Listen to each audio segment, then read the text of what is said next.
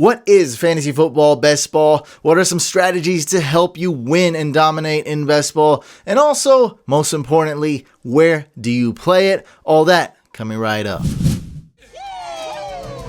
What's going on, fantasy football fans? I'm your host, Hussein the Brain, and you're watching The Couch for the best fantasy football draft videos, strategy videos, live streams, waiver videos, and so much more. Make sure you subscribe to this YouTube channel and hit that bell icon so you won't miss any future videos. What is best ball? The way I like to describe it is that it's a mock draft that you can put some money on. There is absolutely no in-season management. You only do one thing, the best part of fantasy football. That's the thing you do, the draft, and that's it. After you do the draft, it's done. No in-season management, no waivers, no trades, no acquisitions, no free agents, no stardom, no sit-em, nothing like that. So you can basically do a million of these and don't have to worry about setting your lineup and keep checking it every day or at least weekly during the season. No, you do one draft and that's it. You're done. You can move on to the next best ball draft. A typical redraft league, your regular season-long fantasy league is 16 rounds.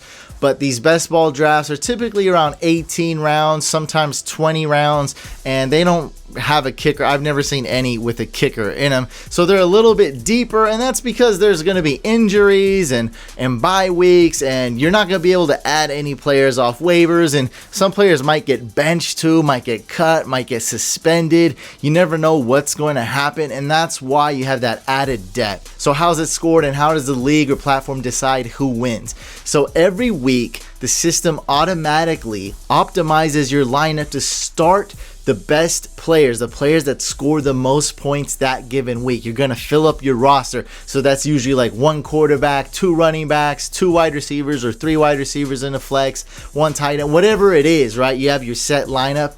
It starts the best players at that position. So if you drafted three quarterbacks, one scores 40 points that week while the other two score 20 apiece, it automatically will start the player that just scored 40 points for you. So it automatically optimizes your lineup every single week. And it's not head-to-head, it's total points for the entire season. So at the end of the fantasy season, the owner who scored the most total points comes in first place. It's super simple like that. You actually don't even need to even look at your league after you drafted. I mean, you could check it every week to see where you are. Are you in first place? Are you in 10th place? And see how you're doing. But of course, the ultimate goal is to finish in first place at the end and you win a little prize. Best ball drafts are known for their slow drafts because typically you don't know the people you're drafting with or you're just doing it online. So a lot of these drafts you'll find are called slow drafts, and that means it's 8 hours per pick. I mean, it's okay.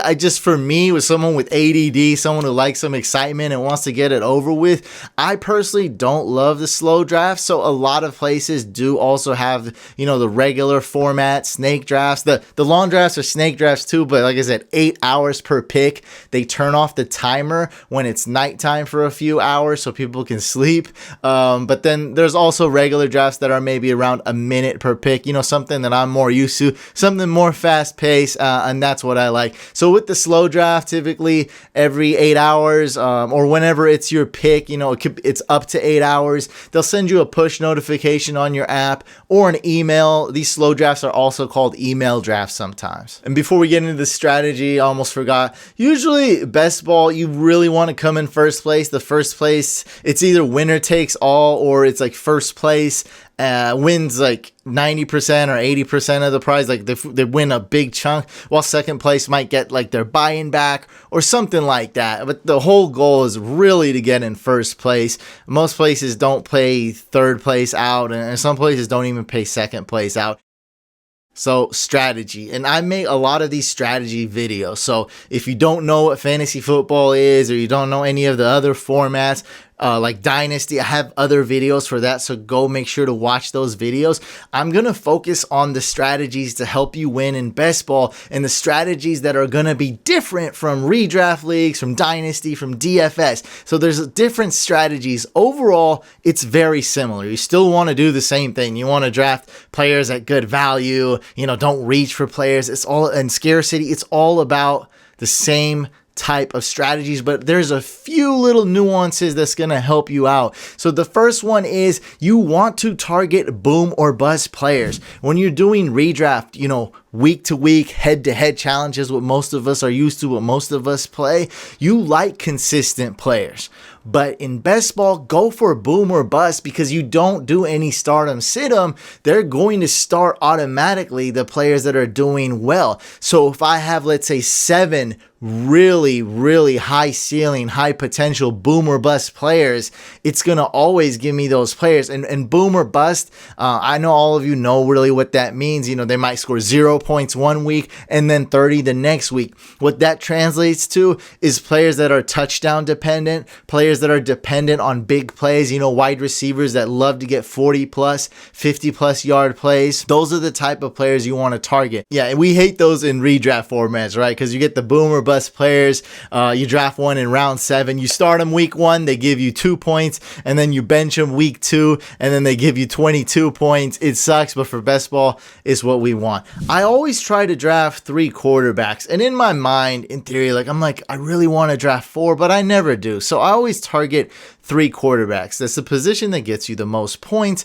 A lot of things happen. Also, make sure you have to draft at least 2. That's for sure in a best ball. So when you draft at least 2, make sure they have different bye weeks. And like I'm recommending to you, draft 3 and make sure at least 2 of the 3 don't have the same bye week. That will hurt you. Remember, you can't add any players off waivers. So if you do draft only 2 quarterbacks and they both have the same bye week, then you're going to get 0 from that position that week. That's guaranteed. Not to mention any injuries that may occur, any benchings that may occur, any of that stuff. That stuff will happen on your team. There's really no way to avoid it.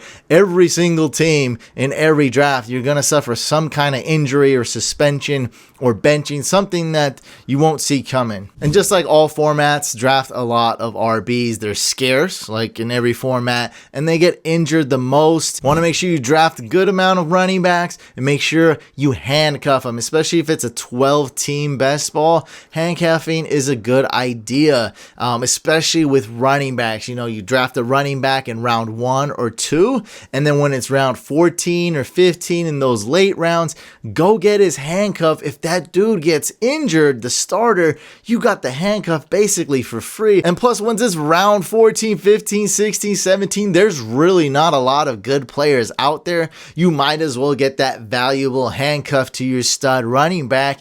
And in best ball, I have this, I push out these theories a lot before and never really do it. But in best ball, this theory is actually going to be useful. You can handcuff wide receivers and tight ends. Getting a backup tight end, like for example, right now, a good one is a Zach Ertz and Dallas Goedert. If you can get Dallas Goedert like round 13 or 14, that's awesome. And you got Zach Ertz round 5, let's say, you got yourself a solid tight end no matter what happens. Tight ends, just like quarterbacks, draft at least 2. I try to draft 3, but most of the time I end up with 2 as I'm drafting a lot of running backs and wide receivers. So also make sure that they have different bye weeks. So if you have 2 of them, they have to have different bye weeks. If you have 3 of them, make sure at least 2 out of 3 have different bye weeks so you don't get that 0 at that position. Like I said, basically same thing as quarterback. You only start 1 per week at that position for quarterback and tight end. Also for defenses, draft 2 defenses, not 3, not 1, just draft 2. You'll be good. And draft them late too, because you have 2 and they're automatically starting the best one. You'll be just fine. You don't have to go get the best defense. Reaching 1 round is okay for a defense, but don't be the guy that drafts a defense like round 10 or 11. It's really not worth it. I probably wouldn't even draft one round 13. I'd wait for the last few rounds to draft a defense. Just to be specific with the defenses, websites that offer 20 round drafts, those usually do have a defense, but there's quicker formats nowadays that mobile and apps are really growing, and people kind of like doing drafts a little bit faster, a little bit more on the go. There's a lot of 18 round drafts, and those typically don't have a defense at all, but this is how your final roster should be looking. you want around 2 to 4 quarterbacks. I recommend 3, that exact number. You want around 5 to 7 running backs because I like to handcuff and I like an abundance of running backs. With wide receivers, you're going to need to start 3 or 4 usually, or 3 in a flex. It just depends. It varies a little bit from site to site, from league to league. You want around 6 to 9. I recommend you get about 7. You could get 8 if you're doing more of the quantity versus quality. For tight ends, you want about 2 to 3. There's really no need to get 4 tight ends, but I put that there. I can see you doing that. Again, if you address the tight end position super late in the draft and go strictly with quantity and just punt tight ends, and you don't really have a lot of quality tight ends, so you're just shooting for the moon, hoping you get that breakout tight end in the late rounds. And for defenses, just draft 2 defenses if that league has defenses. You're not going to be able to get quality and quantity at every position. It's not going to happen. So kind of decide where I'm going with quality and where I'm going with quantity. For example, if I see 3 quarterbacks go super early in the draft, I'm pretty much saying to myself, look, I'm going to go with quantity at quarterback. That means I'm drafting 3 sleepers, just maybe 4 sleeper quarterbacks late, and hoping one of them blows up and that sleeper pans out. I do the same thing at every position. Maybe I go 0 wide receiver. Okay, I know what I'm doing. I'm drafting a ton of wide receivers late. I see some good value ones, some great sleepers, some boomer bust wide receivers. I'm going for quantity at wide receiver and not quality. So you got to pick and choose your battles. You're not going to be able to get both quantity and quality at every single position. It's not going to happen. A hot topic that always comes up on the Facebook group, the Fantasy Couch Fan Facebook group, is stacking. Should you stack in redraft? Should you stack in DFS? I'm very clear on this. And by the way, stacking is when you draft a quarterback and then you draft one of his top receivers on that same team. And I'm using the terms very carefully because Peyton Manning had 3 or 4 really good wide receivers. Receivers that year. What was it? 2015. He had Julius Thomas. He had Wes Welker, Demarius, Eric Decker. He had 4 guys that he could go to, and one wasn't even a wide receiver. So it could be like Patrick Mahomes and Travis Kelce on the Chiefs.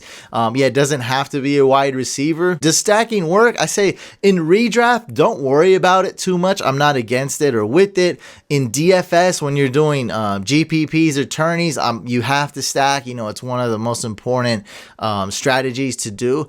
In best ball, I'd say go for it, but it's not super important. You don't have to do it in best ball, but I do like doing it. Let's say you draft Tyreek Hill. At the time I'm recording this, he's the number 1 wide receiver on the Chiefs. Let's say you go for him super early, right? He's the 2nd wide receiver off the board.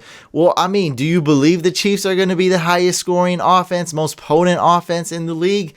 If you're drafting Tyreek Hill that early, you sure got to believe that Patrick Mahomes is going to be good, right? So if you believe all those things, might as well stack. There's just certain situations where I'm like, look, I'm deep in this Buffalo Bills hole. I might as well stack and go get the quarterback, or I might as well go stack and go get the number 1 receiver. Like when you're in that hole and the stars line up, you might as well go for the stack. And I'm calling it a hole because it's not like you're dead or anything, but it's very difficult. You only have a 1 out of 10 chance to win best ball in a 10-team league, 1 out of 12 chance to win in a 12-team league. It's very hard, so I'm not afraid to go all in and stack my favorite players, my players that are both boomer bust. I got my boomer bust quarterback, I got my boomer bust receiver on that same team. I'm not afraid to do it. I'm going for first place. Don't care if I come in 10th or 11th. The difference between 10th and 3rd place, there's no difference. It doesn't matter. You still get $0 when it's all said and done. I'm going for first place. Believe it or not, there's not a lot of places to play best ball, even though it's an awesome format.